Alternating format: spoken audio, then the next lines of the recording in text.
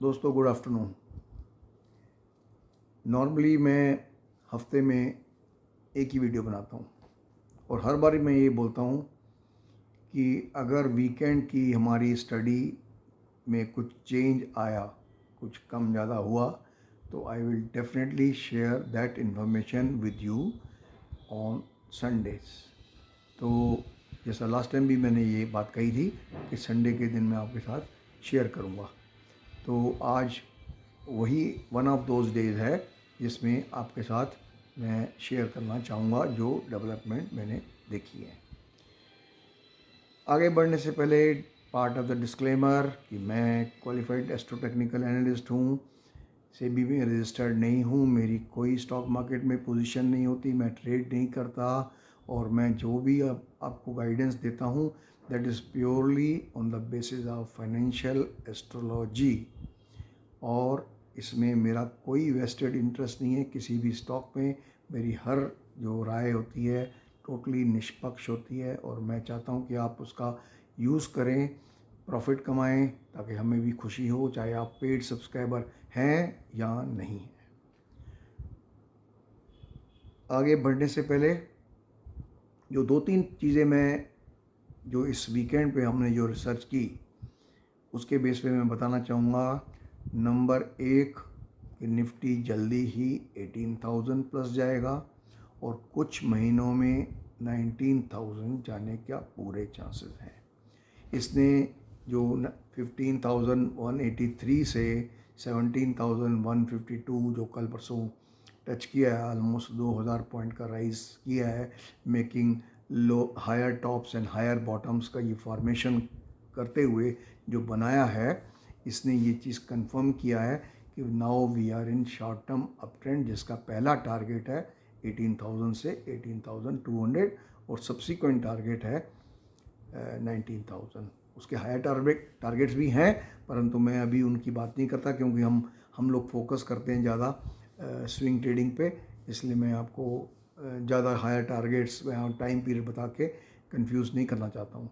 लेकिन उससे पहले आगे बढ़ने से पहले यहाँ से करेक्टिव डिक्लाइन ओवर ड्यू हो चुकी है after a rise of 2,000 point of Nifty.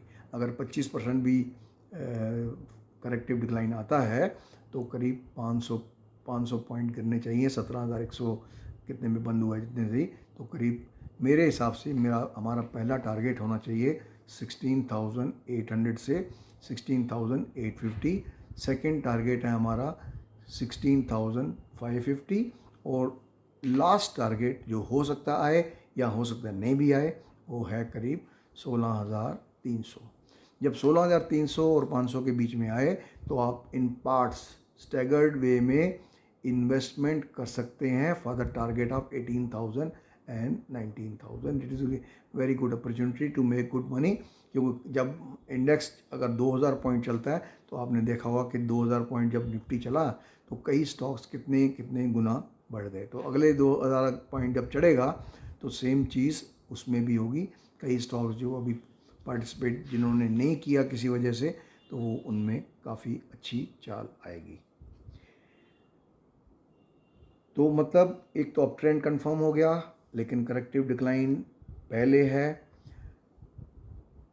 और बहुत सारे स्टॉक्स जो हमने बाइंग के लिए या सेलिंग के लिए बोल रखे हैं हमने कि हमारे हिसाब से एस्ट्रोलॉजिकली पहली तारीख से लेकर के 11 तारीख तक, 11 या 12 ले लो प्लस माइनस वन डे, यहाँ से बहुत सारे स्टॉक ऐसा इंडिकेशन दे रहे हैं कि यहाँ से वो उनमें करेक्टिव डिक्लाइन आएगा। और दूसरा जो है हमारा डेट पहली तारीख से लेकर के 17 अगस्त तक, 1 अगस्त से 17 अगस्त तक बहुत सारे स्टॉक हैं जो डिक्लाइन करेंगे।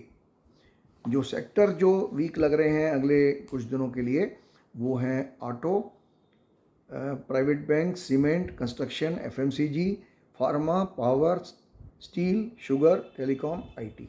इवन आईटी भी थोड़ा वीक लग रहा है आफ्टर ए राइज जो पिछले कुछ दिनों में हुआ है। उसके बाद कुछ सेक्टर कुछ स्टॉक जो हैं वो करेक्टिव डिक्लाइन ले सकते हैं। तो इन नटशेल पहली से 11-12 तक डिक्लाइन, एक करेक्टिव डिक्लाइन है, और दूसरा है पहली तारीख से लेकर के 17-18 के बाद। 17-18 के आसपास अगर आप टाइम फ्रेम, अगर हम लेवल की बात ना करें निफ्टी की, अगर हम एस्ट्रोलॉजिकल टाइम फ्रेम की बात करें, तो वो टाइम अच्छा होगा, कुछ 11 तारीख को और कुछ 17-18 तारीख को, जिसमें आप थोड़ी बहुत इन्वेस्टमेंट कर सकते हैं फॉर फ्यू मंथ्स। उन सबसे भी इम्पॉर्टेंट एक जो इन्फॉर्मेशन मैं आपके साथ शेयर करना चाहूँगा वो है 1 और 2 तारीख को बहुत सारे, जैसा मैंने पिछले वीडियो में भी कहा, cluster of cosmic events are taking place, जो 31, 1, 2 को हो रहे हैं। अब उनमें से जो 2 इम्पॉर्टेंट हैं वो हैं 1 तारीख और 2 तारीख को। 1 तारीख को एरिस के अंदर मार्स, राहु और यूरेनस, 3 प्लैनेट का कंजक्शन है, जो एक रेयर एक वो है, इवेंट है, और वो भी एरिस के अंदर, जिसका जो लॉर्ड है वो है मार्स। तो ये एक, मैंने कहा, रेयर एक इंसिडेंस है जिसका अफेक्ट काफ़ी अच्छा पड़ेगा। और उसके बाद 8 तारीख के करीब 7 या 8 को शायद सैटर्न और मार्स का भी एक स्क्वायर एस्पेक्ट है, वो भी काफ़ी इम्पॉर्टेंट है। तो उन दोनों के बीच में कहीं पे 4 या 5 तारीख को इंडियन स्टॉक मार्केट के अंदर एक अच्छा जर्क लग सकता है। और मेरी कैलकुलेशन के हिसाब से, जो मैंने स्टडी किया है, वेरियस जो प्लानिटरी कन्फिगरेशंस हैं या कौन से राशि में है क्या है, मेरे हिसाब से 5 तारीख के आसपास, 5 तारीख को ही रादर, बहुत सारे स्टॉक्स एक गिर सकते हैं। उनका अफेक्ट 4 तारीख को भी स्टार्ट हो सकता है। ये एक इन्फॉर्मेशन जो मैं दे रहा हूँ कि 5 तारीख को फॉल आएगा बहुत सारे स्टॉक में। हालांकि नंबर ऑफ़ स्टॉक्स जो होंगे और जो नेम ऑफ़ द स्टॉक्स हैं, हम अपने पेड सब्सक्राइबर के साथ शेयर कर चुके हैं, पर आपको बता रहा हूँ कि बहुत सारे स्टॉक हैं जो गिरेंगे। और उनमें काम क्या आएगा, नॉर्मली मैं पुट ऑप्शन बाय करने की बात नहीं करता, लेकिन इस बारी अगर 4 तारीख को आप पुट लेते हो या 5 तारीख को सुबह पुट लेते हो, तो सेम डे पे आपको मौका मिल सकता है अच्छा प्रॉफिट कमाने का। क्यों, अगर मार्केट में डाउन जर्क आता है, मान लो कोई स्टॉक है, मान लो 300 रुपये का, अगर 30-40 रुपये गिरता है, तो उसका जो पुट होगा वो काफ़ी अच्छा रिटर्न दे सकता है एक दिन में, कभी भी डबल हो सकता है, 3 गुना हो सकता है। तो ये है। दूसरा जो एक इम्पॉर्टेंट इवेंट जो आ रहा है 2 तारीख को, इसमें अकेला प्लैनेट वीनस का सेक्सटाइल एस्पेक्ट, मतलब 60 डिग्री का एस्पेक्ट एक ही दिन में पड़ रहा है आपका